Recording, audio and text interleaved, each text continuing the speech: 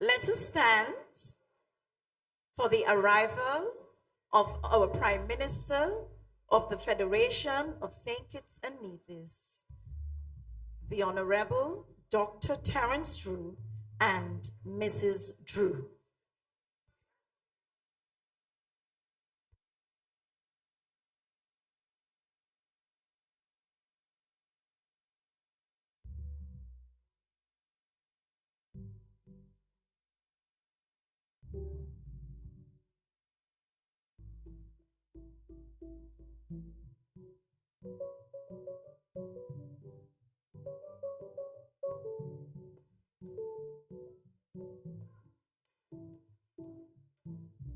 And we shall remain standing for the arrival of our Governor General, Her Excellency Dame Marcella Liebert.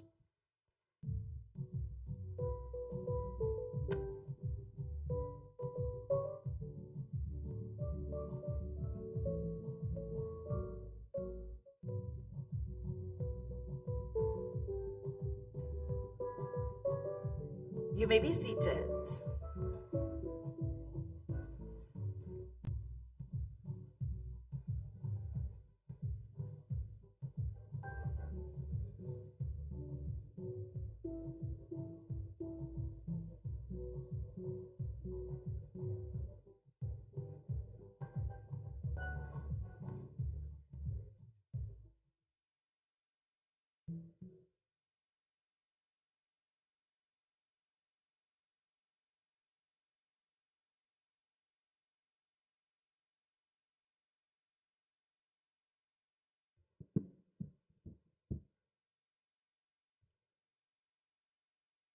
Please stand for the national anthem, please.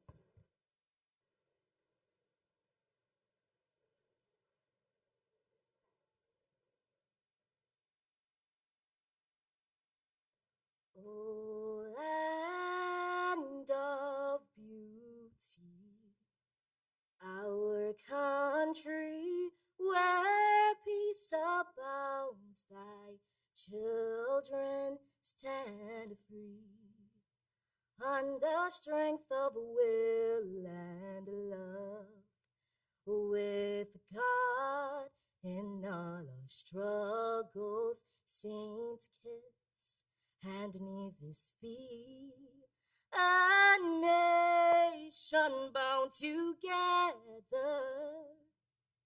with a common destiny.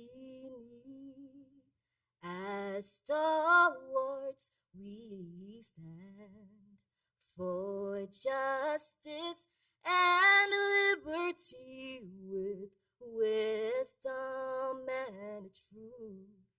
We will serve and honor thee. No sword nor spear can conquer, for God will sure defend. His blessing shall forever to posterity extend. Thank you. Remain standing for the prayer by Permanent Secretary Mrs. Colincia Levine in the Ministry of Environment, Climate Action, and Constituency Empowerment.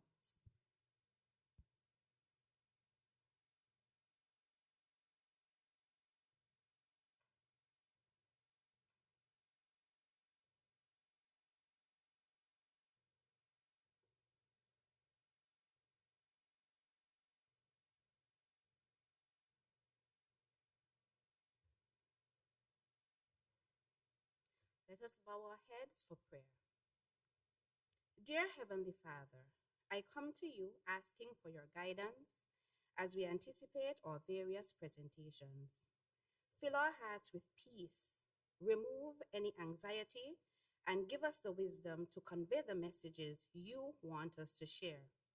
Help us to speak clearly, confidently, and in a way that impacts the hearts of those listening. May your Spirit guide our thoughts, words, and actions, and may these presentations inspire and encourage those in attendance. Lord, as I stand before this audience, I ask your hand upon us all. Let the presentations be clear, effective, and meaningful. May those who hear it not only understand, but be moved. Guide us to speak with purpose and passion, and let the knowledge we share be a blessing to all of us participating. I trust in you, Lord, for effective communication and to use the opportunity for your glory. Lord, I thank you for this opportunity. Dear God, we acknowledge the urgent need for action on climate change. Help us to understand the impact of our actions and guide us towards sustainable choices. Grant us wisdom and courage to protect our planet and ensure a healthy future for all. Lord, we thank you for the beauty and abundance of creation. Help us to be stewards of your earth, to care for it and protect it. Guide us to make wise choices, to live sustainably, and to work together to address the challenges ahead of us. Grant us wisdom, courage, and perseverance as we strive to create a future where all creation can thrive. Heavenly Father, as we gather for this conference, we recognize the importance of understanding its purpose and goals. Guide us in aligning our efforts with the objectives set before us. Help us to gain clarity and focus on what is to be accomplished during this gathering. May we approach this conference with open hearts and minds, ready to learn, share, and collaborate for the greater good. Let your wisdom and discernment be our guide as we work towards achieving our shared goals. All this I ask in the name of your Son, Jesus Christ, in whose name I offer this prayer.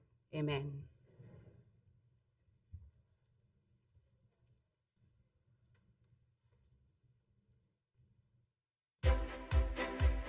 Excellencies, distinguished visiting delegates, ladies and gentlemen.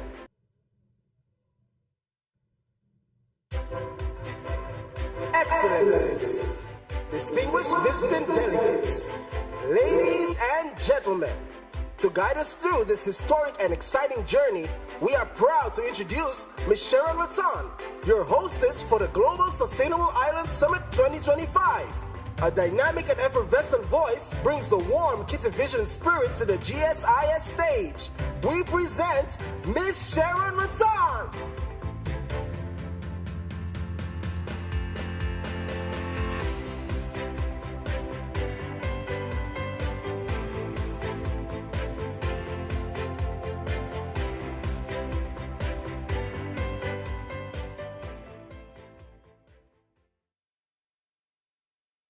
Marcella Leiber, GCMG JP, our Governor General of the Federation of St. Kitts and Nevis. The Honorable Dr. Terence Drew, Prime Minister and the Minister of Finance, National Security, Immigration, Health and Social Security of St. Kitts and Nevis, and Mrs. Prince Drew. Your Excellency, Alida Francis, Governor of St. Eustatius. The Honorable Lanine Blanchett, Speaker of the National Assembly. The Honorable Jeffrey Hanley, Deputy Prime Minister and Minister of Education, Youth Empowerment, Housing and Human Settlement, Ecclesiastical and Faith-Based Affairs, Social Development, Gender Affairs, Aging and Disabilities. The Honorable Conris Maynard, Minister of Public Infrastructure, Energy and Utilities, Domestic Transport, Information, Communication and Technology, and Posts. Dr. the Honorable Joel Clark, Minister of Sustainable Development, Environment and Climate Action and Constituency Empowerment. Other members of the Federal Cabinet. The Honorable Mark Brantley, Leader of His Majesty's Loyal Opposition and the Premier of Nevis. Other honorable members of the National Assembly. To our visiting delegates, ministers, Honorable Jashe Adams, Minister of Public Works and Environment, Bermuda. The Honorable Bremity Lack John, Minister of Environment, Marshall Islands. We are so happy to have them. They had such a long trip. the Honorable Zavargo Jolly, Minister of Tourism, Agriculture, Fisheries and Environment, Turks and Caicos, members of the Nevis Island Assembly, His Excellency Michael Lin, Ambassador of the Republic of China, Taiwan, other members of the Diplomatic Corps, the Honorable Cordell Richardson, Parliamentary Secretary responsible for infrastructure, housing and natural resources, Dr. the Honorable Pauline Prosper, Parliamentary Secretary in the Ministry of Education, Sustainable Development, Innovation, Science, Technology, and Vocational Training, St. Lucia. Ms. Sherrilita Doe Tyson, Permanent Secretary in the Ministry of Sustainable Development, St. Kitts Nevis, Mrs. Colencia Levine, Permanent Secretary in the Ministry of Environment and Climate Action, St. Kitts Nevis, Mr. Darrell Lloyd, Permanent Secretary in the Ministry of Public Infrastructure, Energy and Utilities. These are three key permanent secretaries to the sustainable agenda, and of course, the other permanent secretaries and senior government officials of St. Kitts and Nevis and the region, and our Financial Secretary, Mrs. Hilary Hazel, supporting this agenda. Members of the Foreign Affairs of the Republic of China, Taiwan, Mr. James Elsmore, Chief Executive Officer of Island Innovation, other chief representatives and executive directors of other international and regional organizations, members of the supporting staff, sustainable development, environment, and climate action, chair and organizing committee of the Global Sustainable Islands, sponsors, visiting delegates, presenters, participants, specially invited guests, members of the media, ladies and gentlemen. A delightful good morning, everyone. On behalf of the government of St. Kitts Nevis, I extend a warm and heartfelt welcome to each of you gathered here for the Global Sustainable Island Summit 2025, the third edition. For our first-time visitors, yes, you are here. In St. Kitts, we invite you to venture deeper, and some of you already had the chance to visit Nevis yesterday, where Nevis is just simply nice. When the day's activities conclude, I'm excited to hear about your experience beyond the hotel's doors.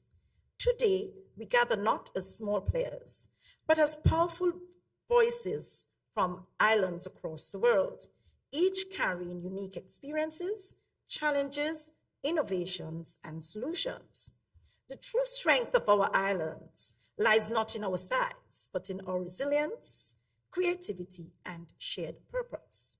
In our local parlance, we say, be small, but we tolerate. Talawa. Ask our Minister of Energy, the Honorable Convis Maynard. From the Caribbean, across the Atlantic and the Pacific, the Indian Ocean, and beyond, you are anointed with the Talawa spirit. You must leave our shores, recognizing that diversity is our advantage and collaboration is our most excellent resource. Let us use this time to focus on our shared purpose, connect, learn from each other, and reimagine our sustainable future. In St. Kitts Nevis, sustainability is not just a goal, but a growing way of life. It is bold action, and at this point, I invite our Honorable Prime Minister to stand and the Honorable Premier Brantley to stand. And I want you to acknowledge them and to show them as an example to show this is what bold action looks like. To these,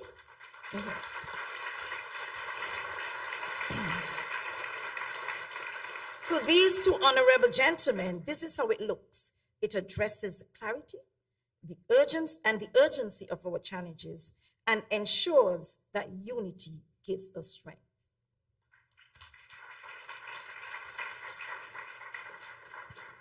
Excellencies, ladies and gentlemen, let us acknowledge them for writing our island story as a model for the world. As your hosts, we are honored to share our stories with you and the Talawa spirit for meaningful dialogue, partnerships, and innovations. We thank you for your presence and participation in the summit. Let this be more than a summit. Let it be a spark. We now welcome, to start that fire, our minister, one of the powerhouses behind this conference and our sustainable island agenda, the Honorable Dr. Joel Clark, our Minister of Environment, Climate Action, and Constituency Empowerment, to give you her official welcome.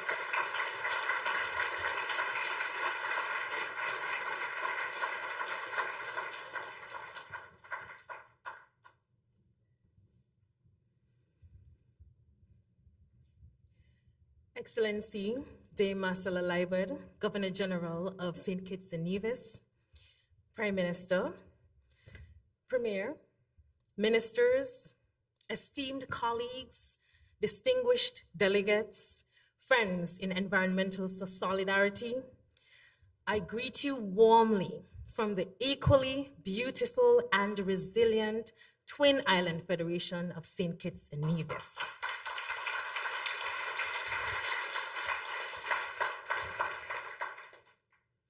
Welcome to our home, a place where sustainability is transcending ambition and becoming a living, breathing national commitment.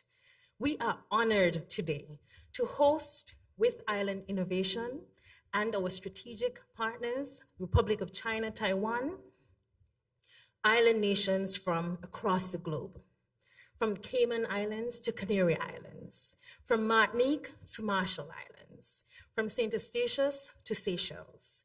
Your presence here is a powerful reminder that though we may be separated by the ocean, we are united in purpose and spirit.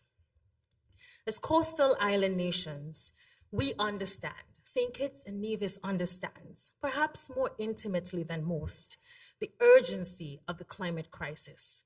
That is why we are aggressively and ambitiously pursuing our sustainable development and our sustainable island state agenda.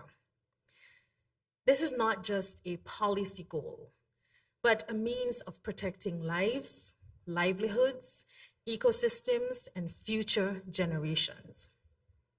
Over the next 3 days, we are not simply here to digitize our experience, to stream and share and network. You can do that, but that's not the goal. We are here to concretize our discussions, to give weight, substance, and reality to bold ideas that will be exchanged. We are here to shape outcomes, to forge partnerships, and to leave this summit with transformative, actionable solutions for our islands and our people. I invite and welcome our youth leaders from the Island Youth Forum to present their experiences at the forum and to share their resounding voices of the future. Welcome to our beloved islands, where St. Kitts is sweet as sugar and Nevis is pure niceness.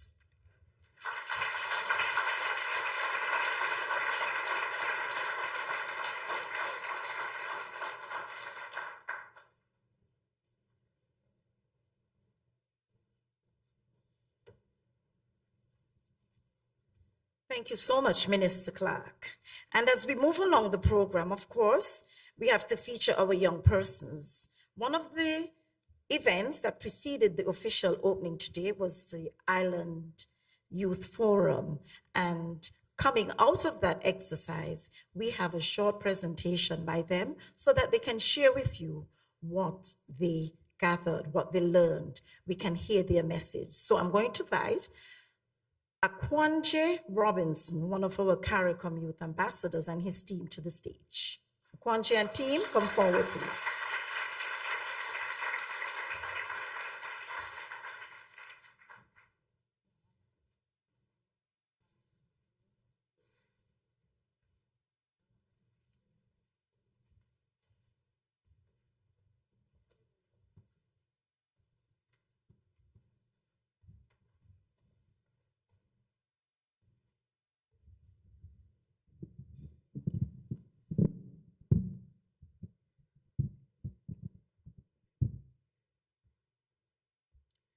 Good morning, all.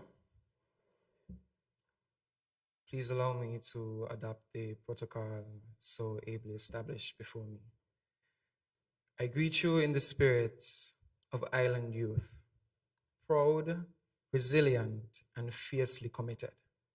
I stand not only as one voice, but as a vessel carrying the hopes, truths, and urgency of young people across the globe. Over the past 2 days, youth from across the Caribbean and as far as the Maldives and Fiji convene right here in St. Kitts and Nevis, united by the common cause of climate action. We gathered not merely to speak, but to be heard. We gathered to learn, and we gathered for change. The forum was fortunately positioned ahead of the Global Sustainable Island Summit, allowing our voices to funnel directly into this very moment. But the truth is that our concerns have long been echoed. Same words, different font. The call for inclusion has become a chant, loud, persistent, and far too often ignored. We are tired of youth consultations that feel more like photo ops than true collaboration. Gatherings where refreshments are served, opinions are aired, and then silence. No follow-up, no power, just presence without progress. We are eager to move away from this reality. We are not ornamental. We are not your checkboxes. We are the architects of the future who deserve a seat at the table, not just when it's time to smile for the camera, but when decisions are being made. We want to be called upon from beginning to end. Anything less is a disservice, not just to us, but to the entire world. We were born into this digital, climate-altered era. This age did not slowly reveal itself to us. It greeted us as a native land. How can we not be trusted to lead in the very world we were born to navigate? One moment from the forum stays with me. It was the silent applause, open hands waved in the air to honor our disabled youth. That gesture, small yet seismic, reminded me what true inclusion feels like.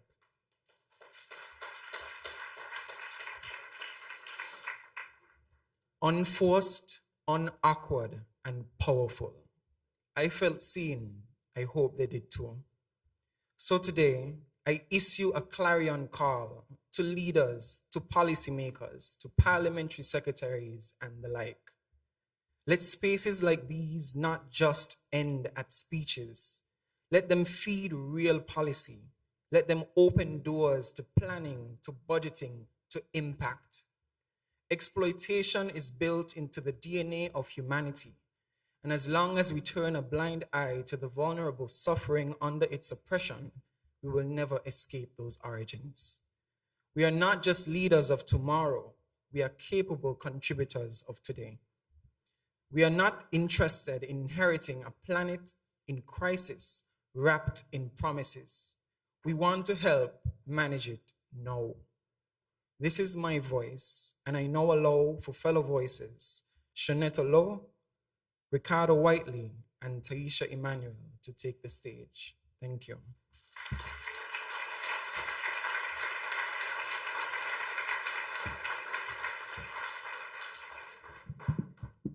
Thank you ever so much. Good morning, everyone. I am Shanetta Lowe from Guyana. Do we have any Guyanese here today? Okay, we have a few. Excellent. Permit me to observe all protocols. I have had the distinct honor of participating in the Island Youth Forum over the past 2 days. My job today here is therefore twofold. Firstly, to transmit the vibrance and energy of the youth catalyzed over the past 2 days, but most importantly, to share with you some of the reaffirming thoughts and positions coming out of the Youth Forum. Over the past 2 days, we have come together as youth from across our islands, diverse in culture, but united in purpose to deepen our knowledge, shared experiences, and to strengthen our role in climate action. We have engaged in panel discussions, policy simulations, team exercises that explored international climate frameworks, sustainable architecture, circular economy principles, and the vital linkages between water, food, health, and social protection. One thing became very clear in those discussions. Firstly, youth are not just passive recipients of climate policies. We are essential partners in shaping those policies from which we will be required to comply. A key outcome from these sessions was a call for co-creation that young people must be involved from conceptualization to the monitoring, evaluation of projects, and part and parcel of the implementation. We also recognized the importance of systems thinking, especially within our SITS context, where climate vulnerabilities are interconnected and must be tackled holistically.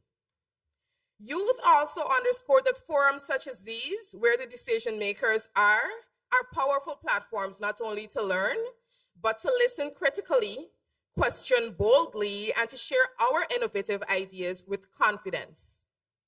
SIDS vulnerabilities are not one-dimensional.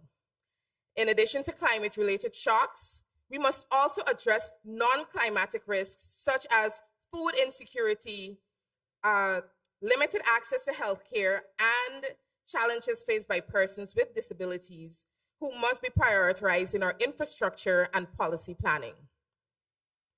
We emphasize the need for grant funding and not strictly loans so that we can ensure that our recovery processes do not further burden our economies. And we also call for social protection policies, including insurance mechanisms to safeguard our most vulnerable populations. These past 2 days are not just about dialogue. They are about equipping us to take action. Let us continue to build the momentum, knowing that with the right support and opportunities, that we in this room can lead transformative change in our communities and beyond. Thank you.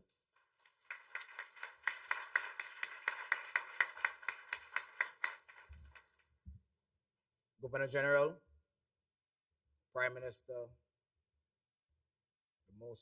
allow me to say the most honorable, Terence Drew and his wife, Ministered Honorable Dr. Joel Clark, Minister of Environment, Climate Action, and Constituency Empowerment. Did I get it right? Thank you very much. You're all listening. So I want to also welcome our dignitaries from our shared ocean, Island Innovation, in collaboration with the government of Ireland. I want to also welcome all the ministers, or Governor General again. I am Ricardo Whiteley from the island of Jamaica. Earlier, I heard RO said, we look about Talawa, but let us put some emphasis on it. We are little, but we're Talawa. Sustainability is very important to all small island developing states.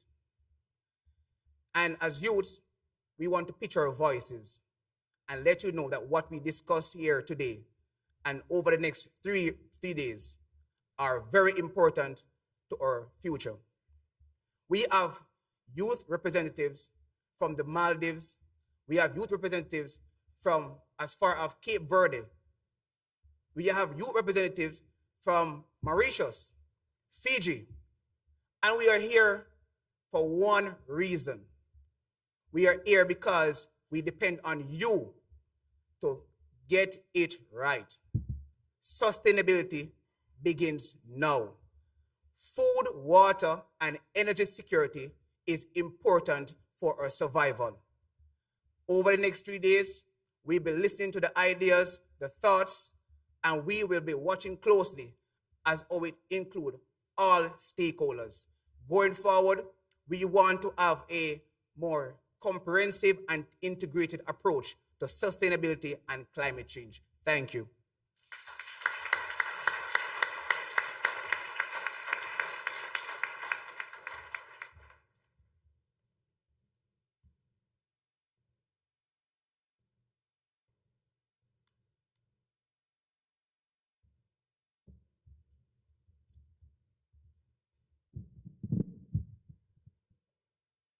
Good morning, everyone. Thank you. I adopt all protocol already eloquently observed. I am Taisha Emmanuel from the beautiful and tranquil island of Anguilla. How else would young people gain skills to lead if they are not given the chance? How much longer will youth leadership be treated as an expense instead of an investment? How much longer must we function in silos where there should be intersectionality and partnership? Let me give you a moment to ponder on those thoughts. Youth are at the forefront of the climate crisis. We are the most vulnerable, most impacted, yet far too often we are excluded from the very decisions that shape our future. While youth are present in spaces such as this platform, how much of what we say or do is acted upon? We don't want to be a mere checkbox. We don't want to be an afterthought. We refuse to be tokenized, used as decoration, or worse, manipulated. We are calling for more than just symbolic youth representation. Policymakers, administrators, investors, organizations, the time for meaningful action is now. We are not an expense, we are an investment. We are the pulse of today, and the future belongs to us. We don't just want a seat at the table. We want a seat at the mic. And we don't just want to be seated at the mic. We want to be able to speak in the mic. And when we are able to speak in the mic, we want to be valued, respected, and heard. Coming out of the Island Youth Forum, we, the youth, are demanding inclusion in governance. We don't want someone to speak for us. When youth are excluded, a vital portion of our population is not represented. No plans for us without us. There is always an echo. Youth are the future leaders of today. However, we, the young people, don't just want this to be an echo. We must move from echoes to action, from intention to implementation. Youth leadership must be amplified, especially for those who are vulnerable, marginalized, and often left behind. And finally, as Caribbean people, we love soup. But what is soup without spice? Likewise, what is policy without the youth voice? Bland, incomplete, and unsustainable. There's no climate justice without social justice. We need your support. We need to know we are not talking to ourselves. The best time to act was yesterday. The second best time to act is now. With us, not around us. Let us build a more inclusive, resilient, and sustainable future where no one is left behind. Thank you.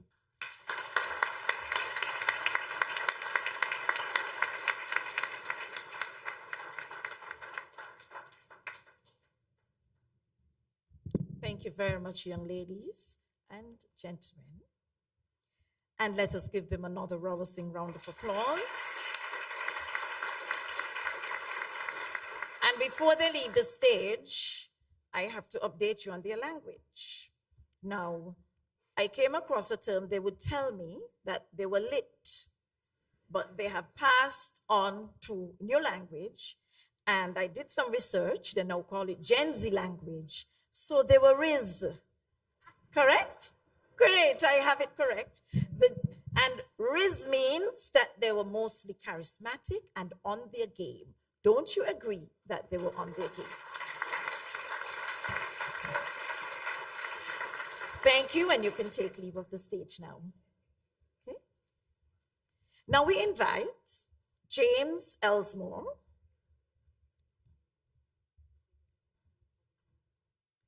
Oh, I'm being informed there's a video that they made, correct? So we would look at the video, then followed by James Elsmore, the Chief Executive Officer of Island Innovation. So turn your attention to the screens, please. Hi, I'm Shanda O'Neill from Trinidad and Tobago. Greetings everyone, I am youth activist Michael Edwards Douglas from the beautiful idyllic island paradise St. Kitts. Hi, I am Princess Abia Charles, based in Trinidad and Tobago. Hi everyone, my name is Brianna Chapman. I am from Queen City, Nevis. Hi, my name is Jalen Manzak and I am from St. Kitts and Nevis. Hello, I'm Pedro and I live in Cabo Verde. Hi, my name is Kalia Hagid Simmons and I am from the beautiful island of Nevis. Hi everyone, my name is Brittany Assam. I'm from Trinidad and Tobago. Hi, my name is Najee Maduro. I am from Aruba. And welcome to the beautiful Twin Island Federation of St. Kitts and Nevis. My name is Dr. Dennis McCall Jr. Oh, my name is Cheryl and I'm representing the beautiful island of Anguilla. And I just like to say, when you can do more, because Trinidadians like to repeat them, so do more. To my young people, and those of you who are listening, other than the young people, I just want to say, get involved. And one message I would have for all the attendees on this very impactful and important youth forum is to be open. Be open to the ideas, be open to the suggestions. Tell the youth that you are the future and you are the present. So reach out, your voice matters. To be a part of the conversation, be real, listen, take questions, ask questions. And as you say in Creole, mustacho. You know, as members of the Caribbean, we are at risk and our time is now. The answers are all out there and we just need more spaces like this to come together and really share our resources, share our knowledge, share our skills. Culture, history, health, everything that revolves around humans also fall under sustainability. To live is to serve. Always be of service to others and always be willing to help out your fellow youth in order to raise our voices for climate change action. We're here today to truly listen. So look to the person to your left and to the person to your right and actually listen and understand where they come from and their perspectives. Thank you. Go youths.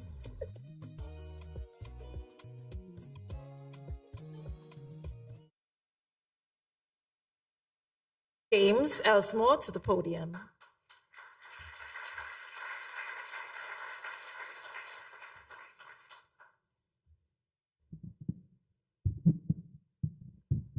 Good morning. That is a tough act to follow, I think. Protocols already so ably adopted.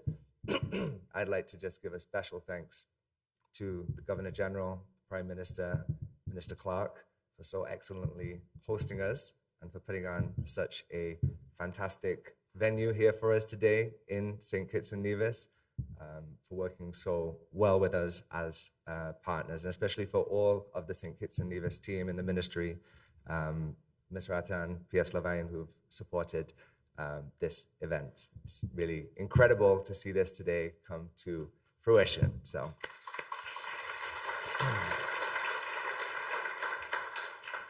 And it is an absolute honor to host the third Global Sustainable Island Summit in such a forward-thinking nation that has sustainable development at the core of the national agenda. As has already been said, we're welcoming delegates here from across the world, from the Maldives, from Hawaii, from Tuvalu, from Malta, from Fiji, and from, of course, across the Caribbean region. Is that okay? Got it, thank you. But today we're coming together with a simple but powerful purpose, which is to collaborate and to solve common challenges through shared wisdom and practical collaboration. Looking around the room, we can see that we have islands here represented from the polar regions to the tropics, from densely populated to remote outposts. But what could the Caribbean island have in common with Iceland? Well, actually, you'd know if you joined the geothermal tour yesterday, you'd have seen some of that. Or what could St. Kitts and Nevis have in common with Fiji or the Canary Islands? Of course, there are huge differences between these islands, but what we hope to learn from over the next 3 days are what are the similarities that come from limited resources, but how that leads to ingenious management and innovation, vulnerable coastlines and how that forces climate change adaptation, economies that balance tradition and innovation, and communities with unique cultural identities that are pushing to preserve those identities. These shared challenges demand solutions, and that's why we're here today.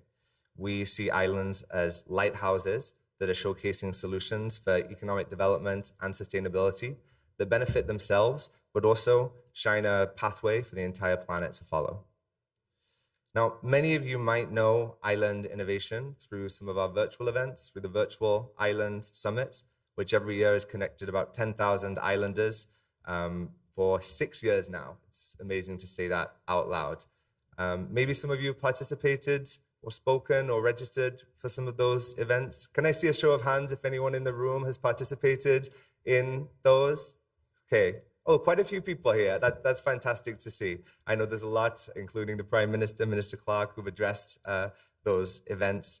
And so 6 years ago, before the pandemic, there was this new thing called Zoom. We told everyone you got to download this thing called Zoom, mute, turn on your camera, remember those days.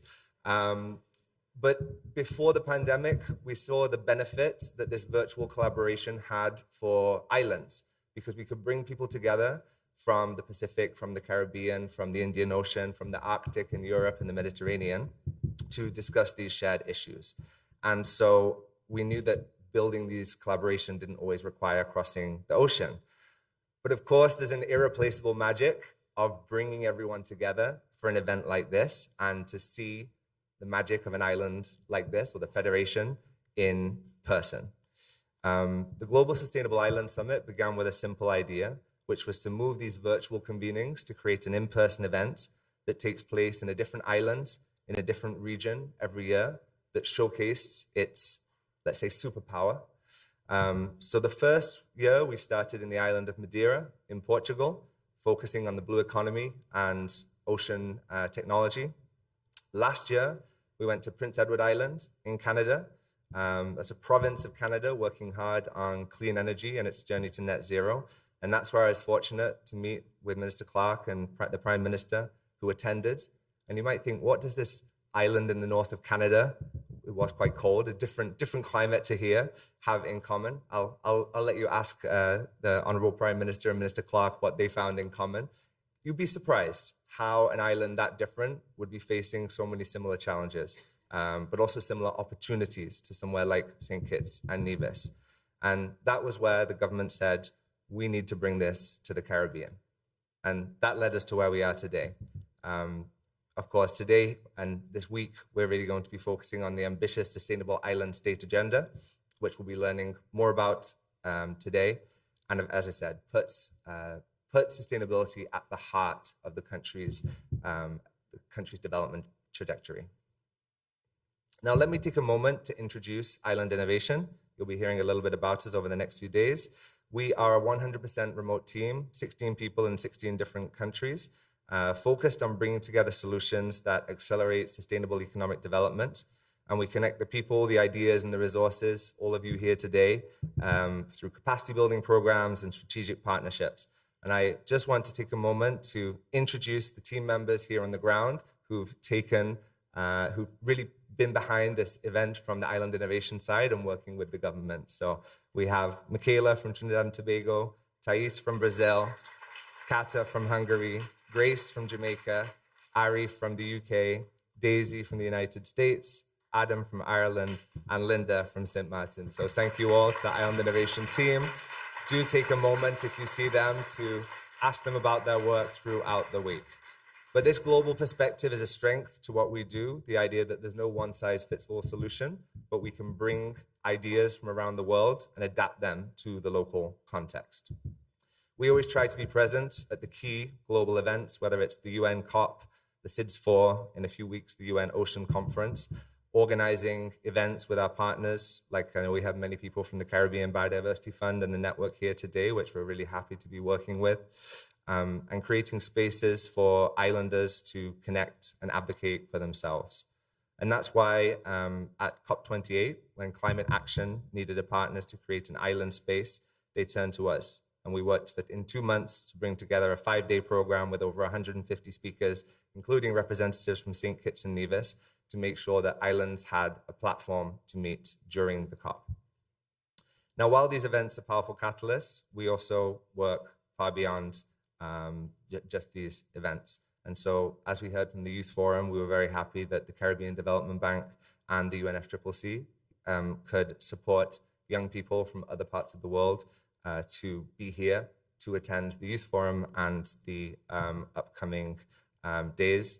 And of course, the Marine Institute, as was mentioned, the Our Shared Ocean program from the Government of Ireland, which in partnership was able to bring 7 young people to Prince Edward Island, and this year 15 from Puerto Rico, Mauritius, Fiji, Belize, Grenada, and many others here with us today. So a big thanks to those and for the capacity building work that allows young people to be a part of this process. Now, we've also have a program that over the last few years, the Caribbean Climate Justice Leadership Academy. Over the last 2 years, we've trained 100 young climate leaders from every CARICOM nation and many territories, which has built a regional network and took learnings to the global stage to attend COP28. Several of those, I'm happy to say, are here today. And I'll give a special shout out to your very own Carice Elliott from Nevis, who I think is in the room. So great to see you, Nevis. Carice. But before we jump into the main agenda, I'll also, just going to Nevis, acknowledge, as was mentioned, the Geothermal Forum from yesterday. A big thank you to Premier Brantley and the Nevis administration for their support, along with the federal government for bringing that together. And today marks the beginning of this conference.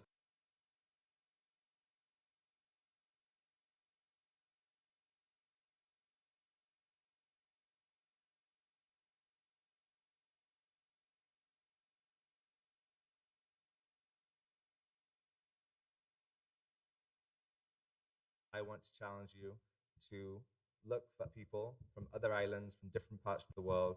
Introduce yourself to someone from an island that maybe you've not heard of before or you've not met someone from before.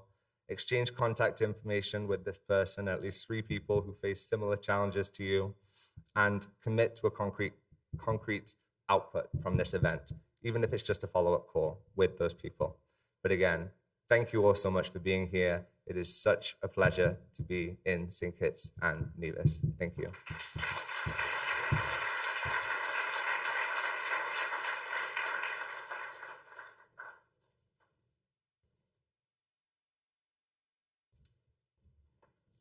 Thank you, James. For the past 6 to 8 months, we have been talking with him and his staff about the staging of this conference. Now it's time for us to hear from the Honorable Mark Brantley, Premier of Nevis. Welcome to the stage, Premier Brantley.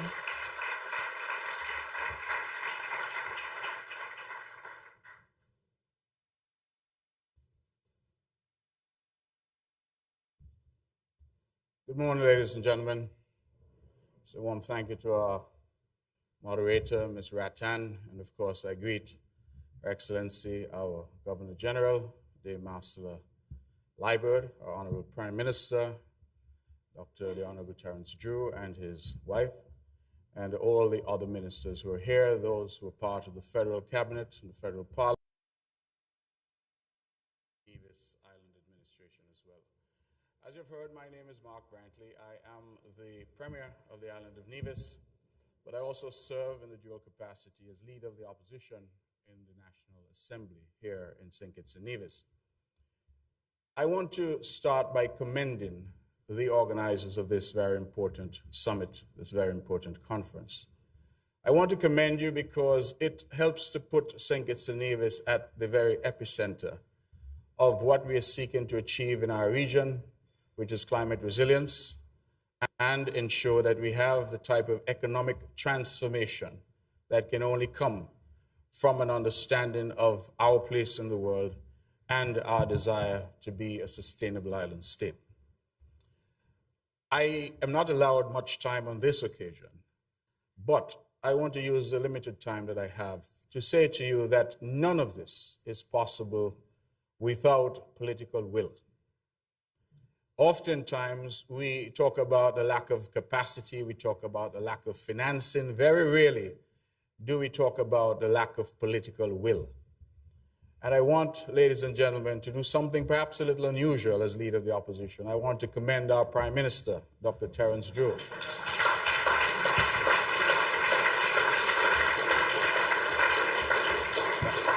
Now, I hasten to say that I will not do that often, and he ought not to get too accustomed to it. But I want to commend him, and the reason I want to commend him is that when he assumed the reins of government and became Prime Minister, it was in August of 2022, that in the very first week, in fact, I recall it was in the first 2 days of his Prime Ministership, he and I met at his office here in Bastia. And we decided that we will make this idea of renewable energy, and more specifically the geothermal project in Nevis, a national priority. And I commend him because a lot of what has happened, a lot of the attention, a lot of the energy that we have in the room and around the region and around the world associated with this project has really come from that political will and that commitment. And so, for a very long time, we tried to do that project as a Nevis project. And it didn't work because Nevis, as an island, didn't have access to the multilateral agencies, to the funding agencies, to friendly governments. St. Kitts couldn't do the project on its own either because the resource is located on Nevis. And so it made absolute good sense. And maybe we wonder in retrospect, why did it take 20 years for us to finally understand that we can't do this without the necessary political will? So, Prime Minister, thank you. And I say thanks to all that you've done and all that you keep trying to do in this regard. Now, in the minute and a half that I have left, I want to just say that the journey in which we are embarked is truly transformative. That the geothermal resource in particular, that the scientists tell us is below the Earth's crust on the island of Nevis, is sufficient to power not only Nevis, not only St. Kitts and Nevis, but also to power some of our neighboring islands. I joked yesterday with some representatives who are Nevis from St. Martin to tell them we'll soon be sending power to them. The idea really is that we can become a net exporter of energy. And we have a situation where we have a surplus of energy that we're trying to tap into. And becoming a net exporter of energy means that we can transform our economy to an energy-based economy. So whilst we're ticking the box in relation to climate change and our role and our fight in that global struggle, which we are involved, we are also at the same time doing something that can transform our economy, that can create new jobs, that can wean us off our dependence currently on tourism. Not that we are replacing tourism, but we're seeking to do something in addition to tourism, in addition to the various other industries. We're talking about innovation. We're talking about new jobs. We're talking about the possibility by young people whom you have heard from this morning having a real opportunity in this, the land of their birth.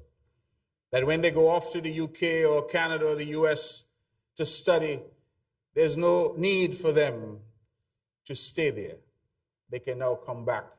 And so what was a brain drain becomes a brain gain for St. Kitts and Nevis and for the region. So we're talking about transformation. This is not just another conference. This is not just another energy experiment or undertaking. This is just not another few solar panels on a roof. we're talking about true transformation in St. Kitts and Nevis. And what does that transformation look like? If we can harness this geothermal energy, we have a program now where we're talking about a single grid between St. Kitts and Nevis. And I say it every chance I get that St. Kitts and Nevis is so blessed that whilst there are other multi-island states in the region, it's hard to bridge Trinidad and Tobago, it's hard to bridge Antigua and Barbuda, but St. Kitts and Nevis is only 2 miles at the closest point. In fact, I invite you all to come back in April of next year when we do a swim from the island of Nevis to the island of St. Kitts. This year, 500 people did the swim. I confess I did it too, but I was on a boat. But if you're minded, you can come. But it only speaks to how close the 2 islands are, and that geography allows us to do undersea cables quite easily, to connect these 2 islands quite easily, to build in the necessary redundancies. And can you imagine a St. Kitts and Nevis now with an abundant supply of clean, green, cheap energy? Weaning ourselves entirely off fossil fuels for the generation of electricity for our people. The savings that the mom and pop shop, the single mother, will now be able to achieve. But beyond that, imagine a St. Kitts and Nevis where our entire tourism industry is now green. Electric cars, electric scooters, the entire greening of the Marriott where you are now and the other hotels and hotel plant in the Federation. Imagine the new jobs that can be created.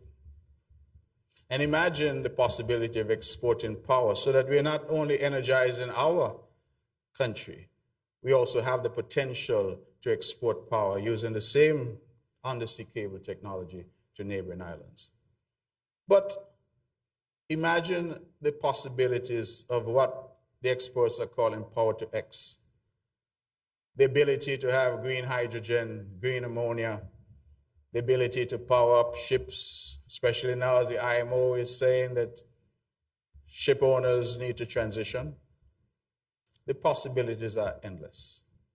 Think about all that we can do with this energy and the transformation of our economy to an energy-based economy. And I say it at every speech, so if you've heard me speak before, you have heard me say it, but I'll say it again, that if we can achieve energy independence, wean ourselves off fossil fuels, ensure that we are no longer subject to the exogenous shocks that occur in energy-producing nations around the world, that our people here are no longer paying higher prices because somebody somewhere decides they want to go to war.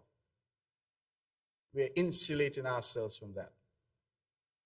Energy independence, clean, green energy, allows us to do something else. It allows us to harness our oceans around us and to use that well-known process of desalination to get clean, potable water. Many of us come to islands and we don't realize how difficult it is in terms of our water resources on these islands. And in St. Kitts and Nevis, virtually all of our water currently comes from underground aquifers. Overuse leads to real difficulty. So as we talk about sustainability, we must also talk about water. And we are surrounded by ocean. What has been our obstacle? Our obstacle has been the cost of electricity. So we can't do desalination because the cost of electricity makes the water that we get from desalination too expensive for our people. With energy independence, clean, cheap energy, we can now do desalination on a large scale. We solve the water problem. You know what other problem you solve when you have plenty of water? You solve food problem. Farmers now have as much water as they need to grow food. I hope you realize I'm ticking the boxes. Energy independence, water independence, food independence, economic independence, new jobs, a new paradigm, a new country. Ladies and gentlemen, thank you for being here.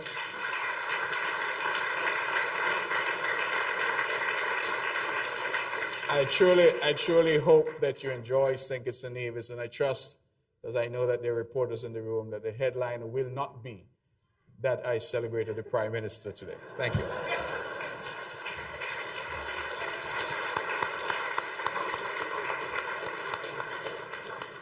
Thank you very much, Premier Brantley.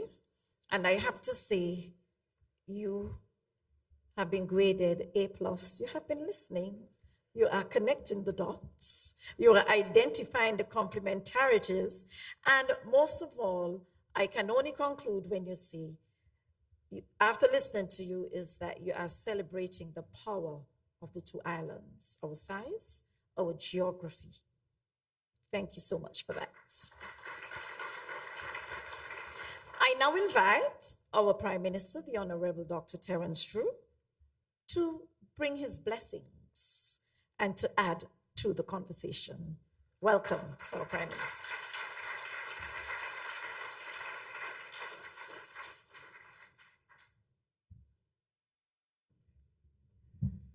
I listened clearly to the Premier and Leader of the Opposition, and I will leave it there.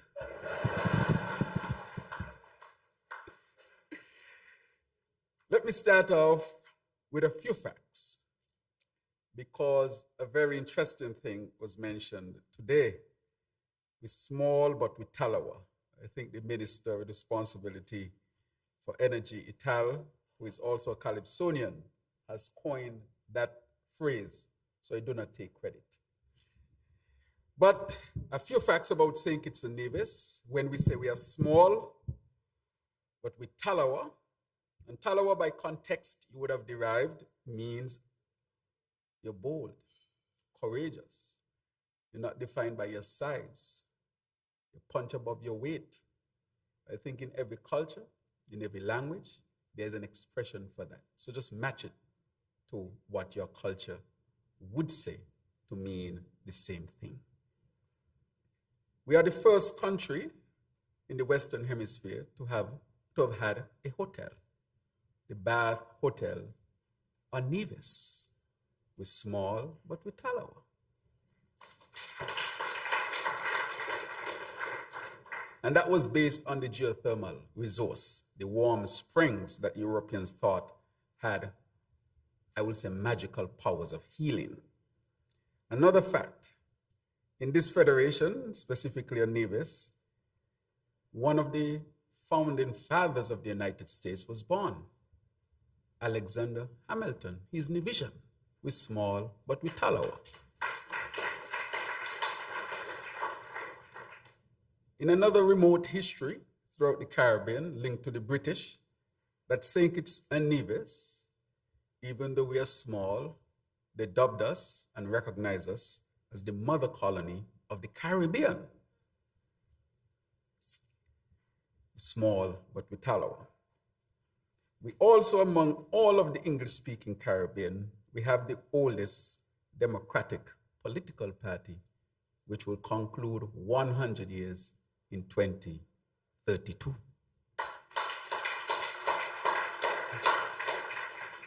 And because we have lived up to that adage, we are small, but with Talawa, we have started a journey to become the first sustainable island state.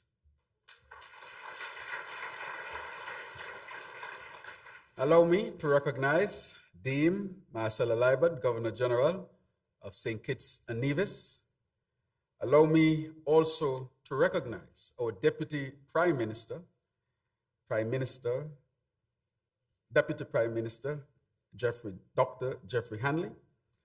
Allow me to recognize Her Excellency Speaker of the House, Ms. Lanine Blanchett, the Honorable Conway Maynard, Minister of Energy, Etal. He is behind a lot of our energy initiatives. Allow me to recognize also our AG, the Honorable Gad Wilkin, and to recognize our learned ambassador, Ambassador Leonata, who is here with us as well. But allow me, before I continue, to single out our ministers who are here, who are working tirelessly hard from the youth perspective, the Honorable Iselin Phillip, and I think she is Iselin Phillip +1. Also want to take this opportunity to really express commendations to the minister who has been charged to lead our Sustainable Island State agenda. She's an academic trained in this area. She is a visionary. She's also, as we say in St. Kitts and Nevis, a do things person. She's as practical as she's theoretical. Help me to recognize the Honorable Dr. Joya Clark, Minister of Sustainable Development, Environment, Climate Action, and Constituency Empowerment. Thank you for your tremendous leadership. I also want to recognize those who have journeyed here from around the Caribbean and around the world. Honorable Josh Adams. And forgive me if my pronunciation of your name is not on point. Honorable, and this is the minister from Bermuda. From the Marshall Islands, Honorable Bremity Lackjohn. Honorable Zavago Jolie, Minister of Tourism, et al. From Turks and Caicos.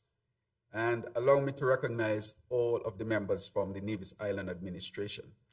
But I want to point out as well, another ambassador who has been on the journey with us from an island, but an island so far away from us. But as was said, we share the same oceans and many of the same issues as islands. Help me to recognize His Excellency Michael Lin, Ambassador of the Republic of China, Taiwan.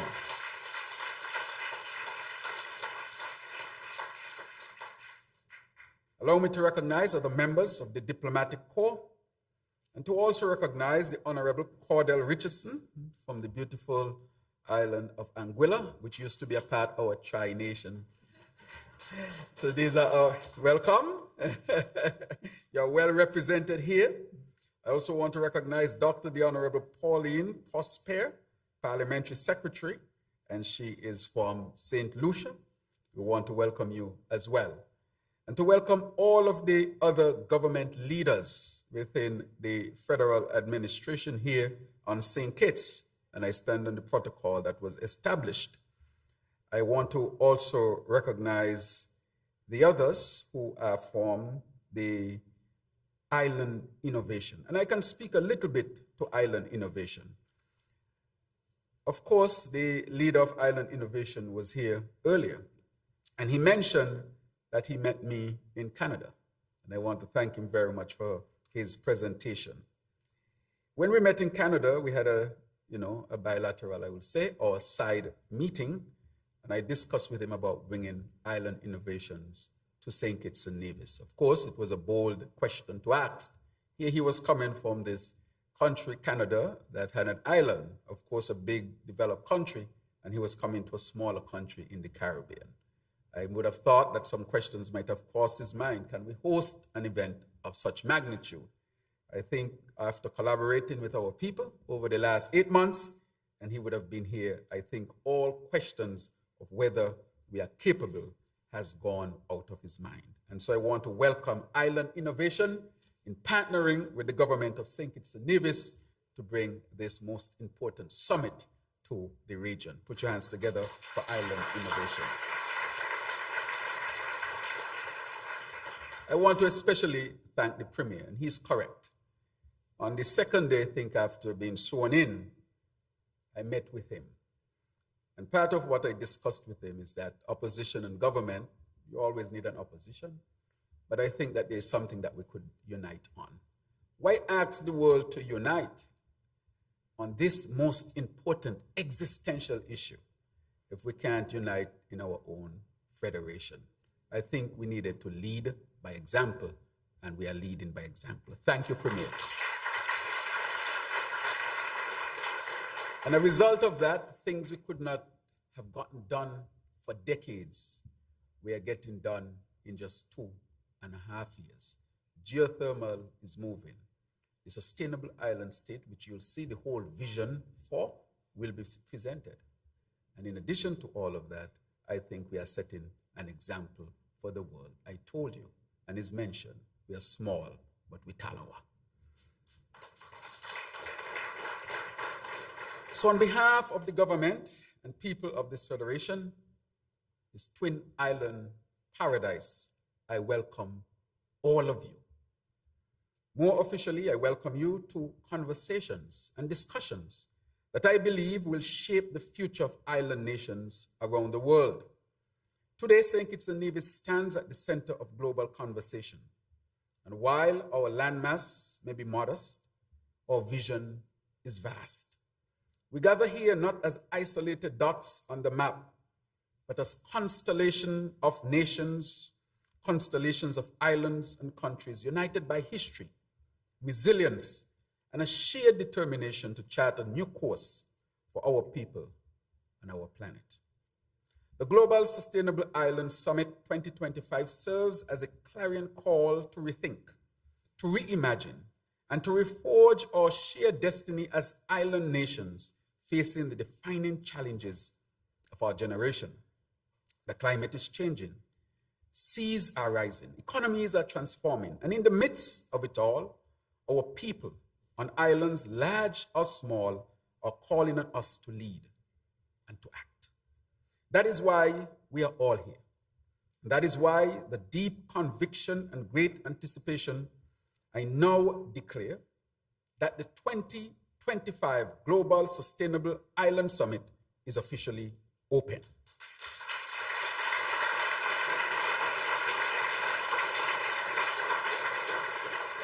This moment has been long in the making.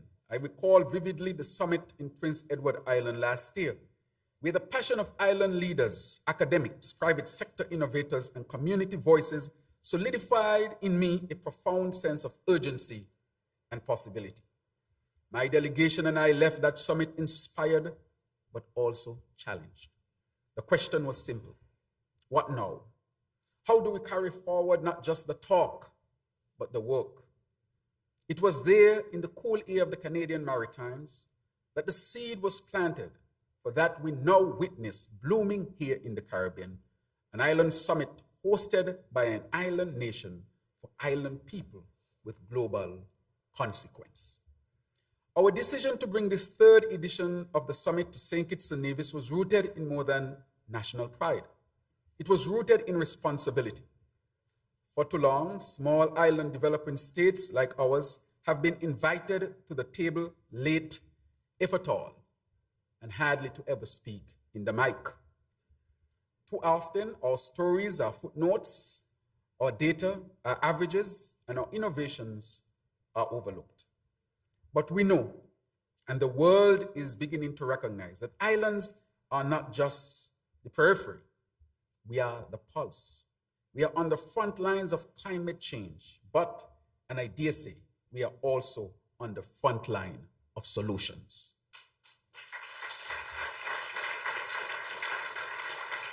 This is why partnership must be at the heart of everything we do. It is not enough for each island to weather its own storm alone. The winds that reach Dominica are the same that lash the Philippines. The heat waves scorching the Pacific mirror those straining water systems here in the Caribbean. And the answers we uncover in the Indian Ocean may very well hold relevance here in the Atlantic Basin. This is the spirit that must define this summit: partnership without pretense, community without condition, and exchange without ego. It is only through this kind of intentional, honest cooperation that we will build truly sustainable island states, ones that are not only climate resilient, but socially just, economically diverse, and culturally grounded. Here in St. Kitts and Nevis, we have taken the challenge of sustainability and made it a national compass. Through our Sustainable Island State Agenda, or CISA, we have embarked on a bold whole-of-society transformation. CISA is not a slogan. It is a framework that touches every part of our national life. It guides how we generate our energy, how we manage our water, how we grow our food, how we shape our cities, and how we care for our beloved people. It pushes us to build smarter homes, power our countries with the sun, tap into geothermal energy beneath our soil, and teach our children not just how to succeed in the world, but how to sustain it. The decision to host this summit is inextricably linked to that commitment. This is not a showpiece. It is not an extension of our, it is an extension of our work. It is a deliberate opportunity to bring the world into our laboratory of sustainability, to see what we are building, to share what we are learning, and to create new pathways together. I invite you, therefore, to move through this summit with a spirit of openness and a shared urgency, the urgency of now. Let us not be constrained by outdated definitions of wealth or development.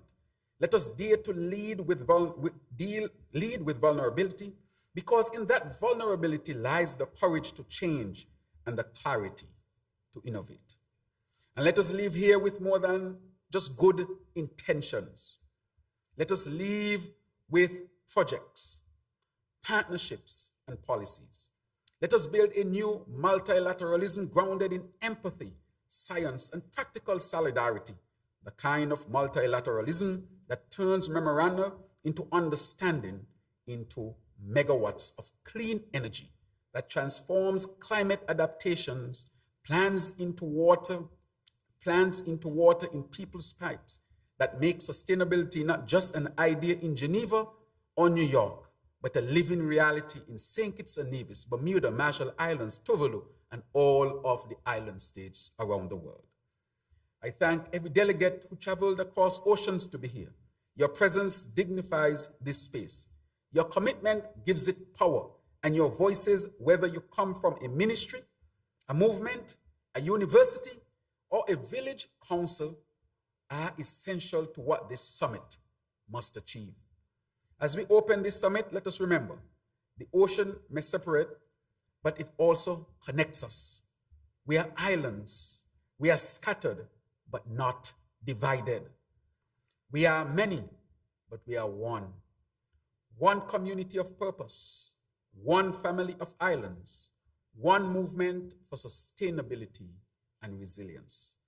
I say to you, our dear colleagues and fellow islanders and those who have joined us on this remarkable journey of sustainability for generations now and generations to come, I welcome you here to the beautiful islands of St. Kitts and Nevis. You are needed here, and you are part of something larger than all of us as individuals. And I wrap up by saying to all of you, let this mark a new trajectory to sustainability for all of us. So welcome to St. Kitts and Nevis. Welcome to the summit. Let the work begin. Thank you very much.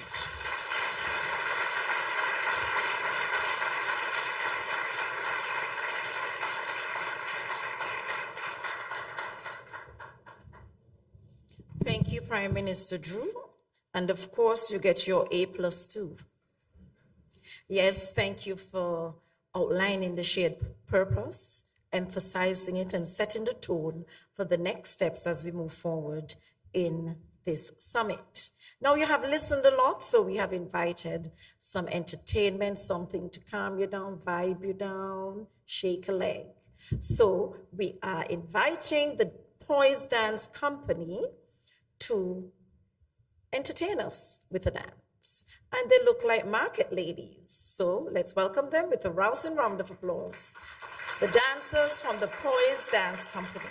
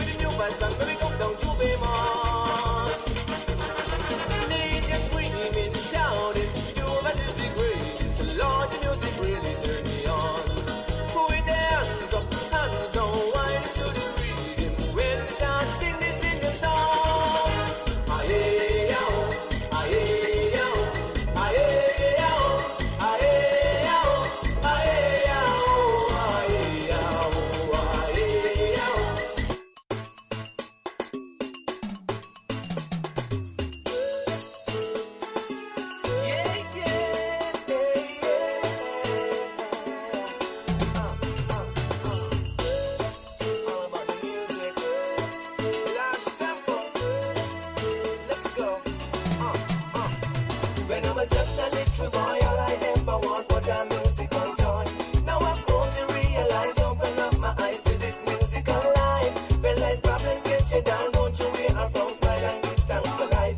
When the right music plays, you will hear right away. So sing, don't stop the tempo, let it go. Don't stop the tempo, don't stop the tempo, let it go.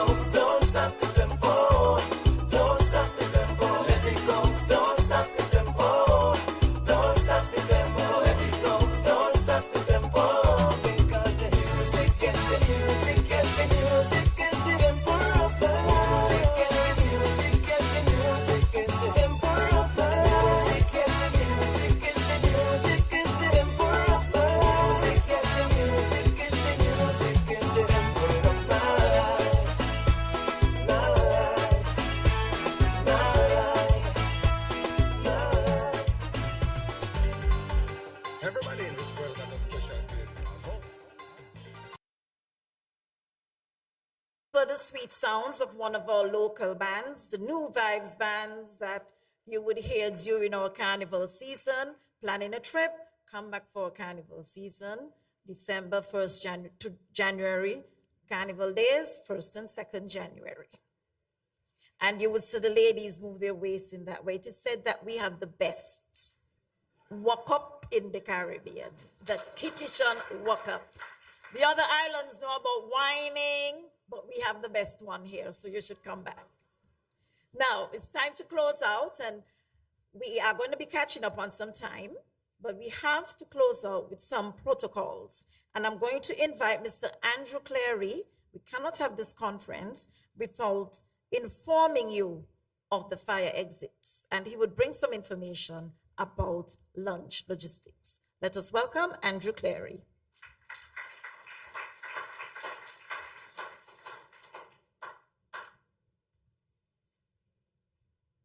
Good morning. Once again, welcome to the St. Kitts Marriott Resort. On behalf of myself, Andrew Cleary, Director of Event Management, and our 680 employees, we really welcome you. We've had a great 6 months planning with the Ministry of Environment, Island Innovations, and we're very, very excited to be the main host of this event for the next couple of days.